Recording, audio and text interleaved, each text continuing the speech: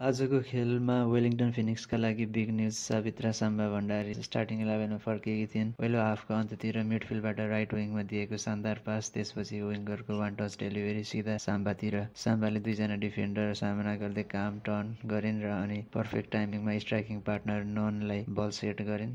ननको सट cross बारमा ठोकिँदै rebound आयो र फिनिक्सका लागि गोल्डन चान्स यसै क्षणमा हातबाट चिप्लियो। दोस्रो हाफ सुरु भए लगत्तै फेरि त्यही राइट साइडबाट एकदमै precise pass, one touch through ball, अनि फिनिक्सले अर्को उत्कृष्ट चान्स बनायो। सट राम्रो थियो तर अपोजिसन किपरले टाइमली पञ्च गरेर बचाइन्। डिफेन्सिभली पनि फिनिक्स आज डिसिप्लिन र अर्गनाइज देखियो। अपोनेन्टले खासै ठुलो दबाव सृजना गर्न सकेन, तर फिनिसिङमा आएको थोरै कमीले अन्त्यमा खेल फिनिक्सको हातबाट फुस्क्यो। एक मात्र गोल खाएर अनफर्चुनेटली हार बेहोर्नु पर्यो। साम्बाले आफ्नो प्रेजेन्स राम्ररी देखाइन्। बल कन्ट्रोल, पोजिसनिङ अनि फरवर्ड रन सबै इम्प्रेसिभ रह्यो। तर दोस्रो हाफको बिचतिर एउटा च्यालेन्जपछि उनी चोटको कारण अनकम्फर्टेबल फिल गर्दै मेडिकल स्टाफसँग ग्राउन्ड बाहिर जाँदै सब्स्टिट्युट भइन्।